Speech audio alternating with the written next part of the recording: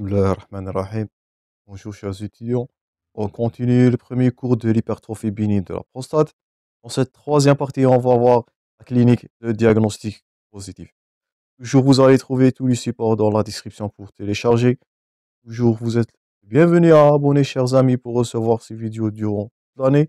N'oubliez pas un maximum de j'aime, toujours un maximum de partage pour que ces vidéos atteignent le maximum des étudiants le plus tôt possible. C'est le but de cette série ou bien de ces séries des vidéos. Donc, diagnostic positif, circonstances de découverte. Et notez bien que la découverte là, elle est fortuite. Je répète, la découverte est fortuite. J'espère que vous avez noté, bien que vous allez noter tout ce qu'on est en train de parler, tous les points forts. Donc, c'est un toucher rectal qui est pratiqué à l'occasion d'un examen systématique. Donc, c'est le rôle de dépistage, un toucher rectal tous les ans au-delà de 50 ans, ou bien une échographie qui est demandée par un autre motif. Donc la découverte, je répète, le mode fréquent de découverte de l'hypertrophie bénigne de la prostate, il est fortuit. Parfois, il est symptomatique. Et les symptômes-là, ils sont classés en deux catégories. Donc généralement, pas de symptômes, la découverte, elle est fortuite. Mais en d'autres cas, la découverte, elle est symptomatique devant les symptômes qui sont dus soit, notez bien, à l'obstruction, ça on avait parlé de la physiopathologie, ou à l'irritation. Donc un syndrome obstructif, lorsqu'on dit obstructif, donc là on va noter un défaut ou bien une difficulté de vidange, trouble mictionnel, donc ce sont des signes de prostatique, ou des symptômes irritatifs, donc ce sont des symptômes de remplissage, et ça va définir le retentissement sur la vessie. Donc l'obstruction, signes prostatiques sont dus à l'hypertrophie de la prostate. Signes irritatifs, ce sont les signes vésicaux, le retentissement malheureusement sur la vessie. Ils sont considérés par le patient comme les plus gênants. Donc les signes vésicaux, l'impériosité, la pollakiurie, les fuites urinaires, ça ce sont les symptômes les plus gênants chez le patient. Ils sont le but du traitement symptomatique, comme on va voir dans la suite de ce cours. Donc je répète, mode de découverte le plus fréquent, c'est fortuite, un toucher rectal pratiqué systématiquement pour des dépistages ou une échographie pour d'autres motifs. Parfois, la découverte, elle est due à des symptômes, soit obstructifs, difficultés de vidange, ou des troubles irritatifs, et ce sont les plus gênants. Donc, comme symptômes obstructifs, donc on a l'obstruction de la vessie ou la perte de la contractilité du détrisor. On avait dit que dans le retentissement, il va passer par plusieurs phases. Phase de compensation, suivie par une phase de décompensation. Donc les symptômes là, ils sont des symptômes de vidange liés à l'obstruction. Donc on a faiblesse du jet urinaire, c'est tout ce qu'on avait dit dans la physiopathologie. La vidange, elle va être prolongée. Donc, je vous invite à noter les symptômes là. C'est primordial comme clinicien de savoir la symptomatologie devant une hypertrophie bénigne de la prostate afin de la différencier par rapport à d'autres pathologies. On va noter la prostatite. Les infections urinaires, donc je répète, il existe deux symptômes dans l'hypertrophie bénigne. Donc on a des symptômes liés à l'obstruction, c'est ce qu'on a vu dans la physiopathologie. Donc à retenir une faiblesse du jet urinaire, c'est à noter. Deuxièmement, l'allongement de la durée de la vidange. Donc la vidange, elle va être prolongée. Et la sensation du vidange qui est incomplète, c'est la notion du résidu, je répète, post-mictionnel. Et c'est une indication chirurgicale si ce résidu dépasse les 100 millilitres ou bien les 100 cc. Et bien sûr, la diminution du débit urinaire et l'augmentation bien sûr, du résidu post-mictionnel. Donc je répète, ça, ce sont les symptômes qui sont dus à l'obstruction de la vessie. D'autres symptômes qui sont les symptômes irritatifs, qui sont des défauts de remplissage. Donc là, vous voyez, ce sont des symptômes de vidange, ce sont des signes prostatiques.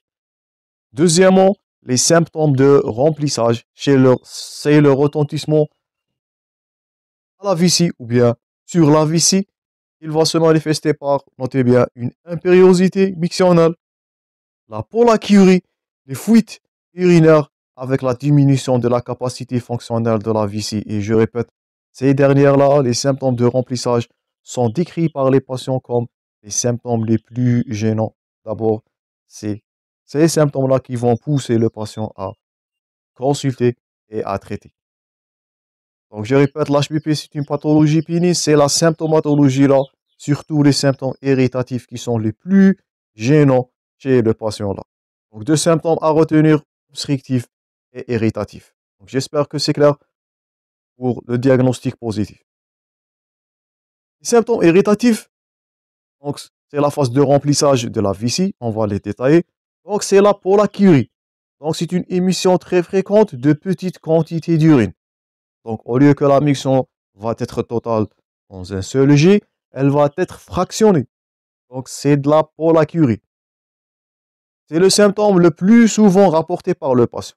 D'abord, un patient qui est symptomatique, qui souffre de syndrome ou bien de symptômes irritatifs, c'est la pollakiurie qui est le symptôme le plus fréquent rapporté par le patient. La pollakiurie, elle est nocturne. Je répète, la pollakiurie peut être nocturne. Donc, on appelle la nicturie, notez bien ce terme-là, lorsqu'elle dépasse les 3 occurrences et elle constitue un véritable gène du sommeil. Donc, la pollakiurie peut être soit nocturne à la nuit ou bien diurne. On considère la pollakiurie comme nocturne, notez bien, s'il s'agit, oui, c'est cette pollakiurie, c'est les émissions ou bien la mixtion dépassera 3 fois l'occurrence pendant une seule nuit. Donc, à retenir. Donc, on associe le terme nicturé ou peut-être une pollakiurie d'urine, donc qui est définie par l'impossibilité de contenir la mixtion plus de 2 heures durant le jour. Donc, je répète, notez bien, une nicturie se définit par une émission qui dépasse les 3 occurrences dans une seule nuit, et c'est vraiment un gène de sommeil. Et la pollakiurie est dite diurne s'il s'agit d'un patient qui n'a pas la capacité de contenir ses mictions, ses urines, plus de 12 heures, 2 heures durant le jour. On note aussi le besoin impérieux, ou bien la miction impérieuse. Là, il s'agit d'une vessie qui est pressante d'uriner. Le col vésical, il peut ouvrir sans que la vessie soit remplie. Et c'est un signe de retentissement, de défaillance de la musculature vésicale. Et bien sûr, fuite des urines par impériosité lors de la défaillance, lorsque le col vésical va être ouvert, je répète, sans que la vessie est remplie. Donc, pollakiurie, nicturie, pollakiurie diurne, les besoins impérieux, miction impérieuse avec une fuite aussi qui est impérieuse. Là, c'est de la impériosité, c'est les symptômes irritatifs qui sont, je répète pour la 3e fois, les plus gênants. J'espère que vous avez les notés. Concernant les symptômes obstructifs, donc c'est à la phase de la miction, de vidange, donc on note la diminution de force de jet. Donc ce symptôme, il est généralement très progressif, mais il est souvent plus marqué le matin. C'est le vidange matinal qui va diminuer de la force de jet. Une sensation de miction qui est incomplète. Donc, c'est dû au résidu post-mictionnel. Donc, se manifeste par la nécessité de retourner uriner quelques minutes après avoir terminé. Donc, ou bien par une sensation de pesanteur qui est post-mictionnelle persistante, qui est due, je répète, au volume ou bien au résidu post-mictionnel qui va augmenter. Aussi, comme syndrome obstructif, on notera miction en plusieurs temps. Elle est due à quoi? À la présence de lithiase. Donc, lorsqu'on dit hypertrophie bénigne de la prostate, on parlera de stase urinaire. Notez ça bien comme complication. Une hypertrophie bénigne de la prostate peut se compliquer par une lithiase. Faites attention, pas prostatique, pas une lithiase urétérale. Je répète, une lithiase qui est vésicale. Donc, c'est la vessie qui est le lieu de ce lithiase-là. et ça va empêcher, ou bien ça va opposer au l'écoulement des urines. Et c'est dans cette fois-là qu'on va noter des mictions en plusieurs temps, donc, ou bien des gouttes retardataires. Donc, la diminution de force de G due à l'obstruction par augmentation du volume de l'HPP, de la prostate, miction incomplète par augmentation du volume bien du résidu post-mictionnel, miction à plusieurs temps. Et ça va témoigner de l'existence, faites attention, d'une lithiase vésicale. Donc, c'est une complication souvent retrouvée dans l'HPP et dans les stades avancés. Et c'est la nécessité de pousser pour expulser les urines.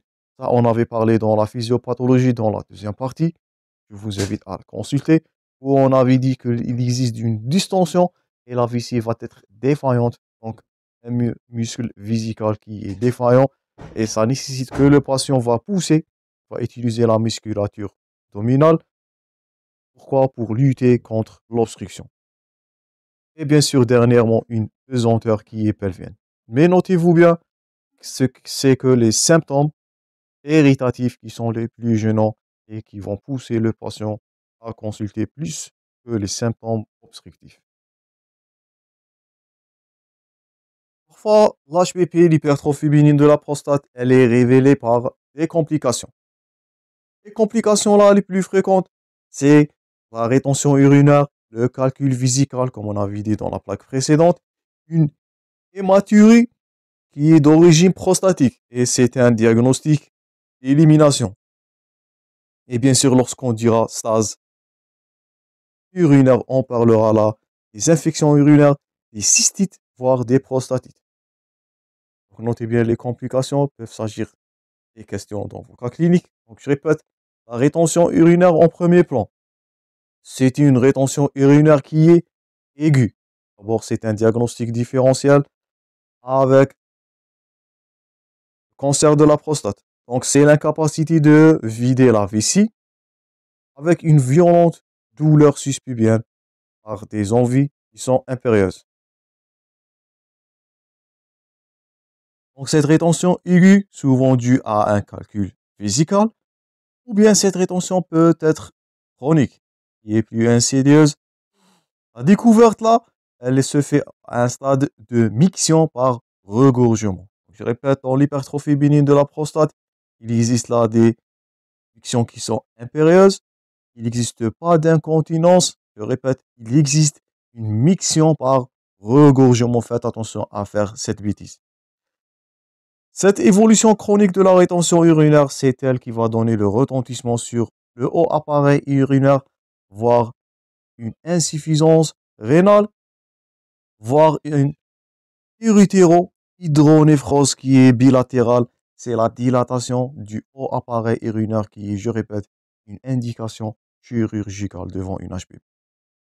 Donc c'est la rétention urinaire qui est une complication révélatrice la plus fréquente.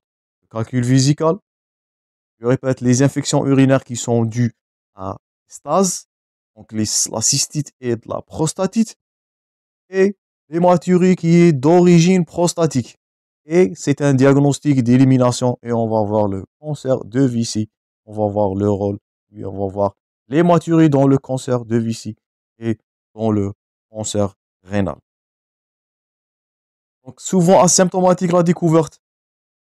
Parfois des symptômes irritatifs, ce sont les plus gênants, des symptômes obstructifs et des complications qui sont, je répète, la rétention urinaire, les calculs vésicales, l'hématurie qui reste un diagnostic d'élimination, les infections qui sont dues à la stase, cystite, prostatite et surtout la dilatation du haut appareil urinaire, urétéro-hydronéphrose bilatérale qui va évoluer si non traitée ou maltraitée vers malheureusement une insuffisance rénale. Donc j'espère que c'est clair pour les conditions ou les circonstances de découverte.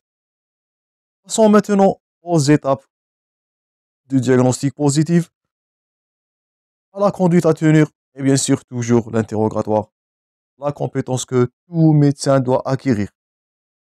C'est un élément majeur de la démarche diagnostique et thérapeutique. Donc dans l'interrogatoire, c'est à déceler tous les critères, toutes les notions, tous les données qui peuvent aider au diagnostic.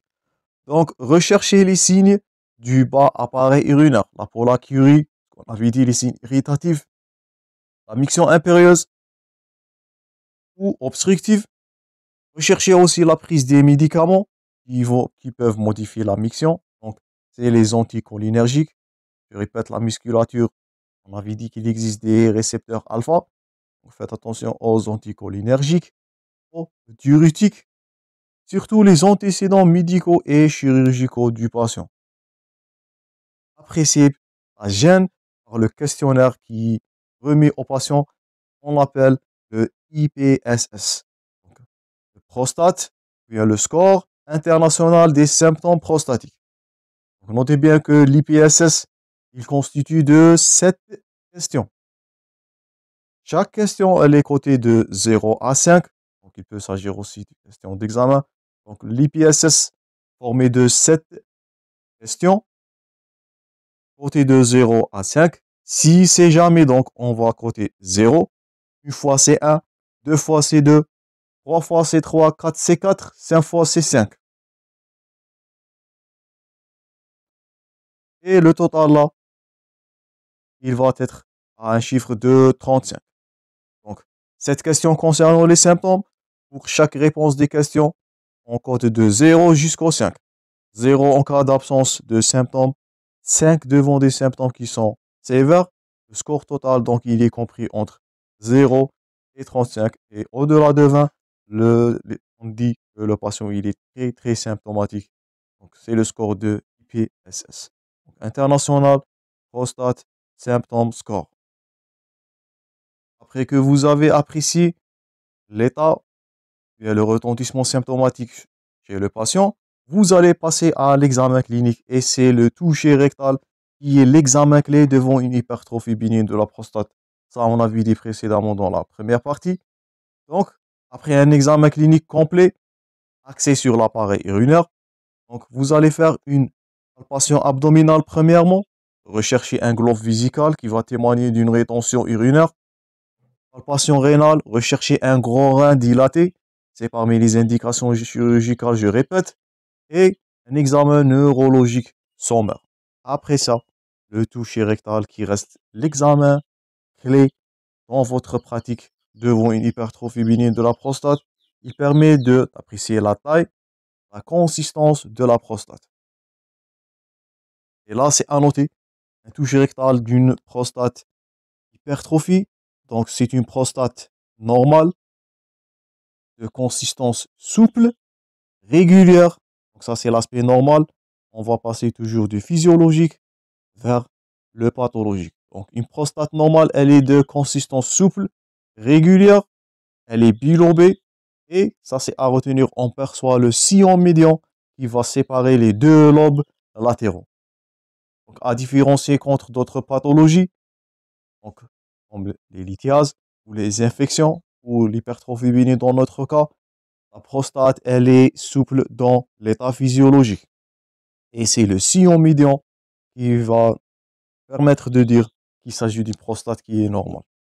En cas de notre intitulé aujourd'hui de l'hypertrophie bénigne de la prostate, la prostate peut être augmentée de volume, elle va perdre son sillon médian, mais faites attention, c'est à différencier avec le prochain cours qui serait intitulé sur le cancer de prostate.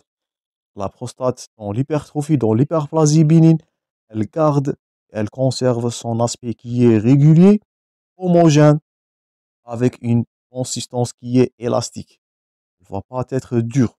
Je répète, dans l'hypertrophie bénigne de la prostate, il s'agit d'une augmentation du volume, une perte du sillon médian aussi, mais conservation de l'aspect, qui va rester régulier, homogène, elle n'est pas dure. Dans l'hypertrophie bénigne, la consistance là, elle est élastique et les bords sont très bien délimités. Donc, aucune altération architecturale, c'est juste une hypertrophie, une augmentation du volume avec un effacement du sillon médian, une conservation de l'aspect. La consistance, elle va être souple ou élastique et même les bords vont être très limités. Il ne s'agit pas d'une altération de la structure. Donc, un toucher rectal qui n'est pas en faveur ou bien qui n'a pas ces caractéristiques-là, c'est pas en faveur d'une hypertrophie bénigne de la prostate. Si vous trouvez une masse qui est dure, c'est soit un processus malin, soit de lithiase, soit de prostatite. Devant une HBP, il n'y a pas une altération, je répète. La consistance, elle est ferme, elle est élastique. Les bords sont bien limités, sauf une augmentation du volume avec un effacement du sillon médian. Donc, j'espère que allez noter cette plaque-là. C'est primordial et c'est l'examen clé pour diagnostiquer de l'HPP. Donc, ça, c'est tout pour cette partie-là. Dans la prochaine partie, on va aborder les examens paracliniques, les diagnostics différentiels et bien sûr le traitement. Je vous remercie pour votre attention. Chers amis, je vous souhaite toujours le bon courage dans vos préparations. Je vous rencontrerai très prochainement. Bon courage et à la prochaine.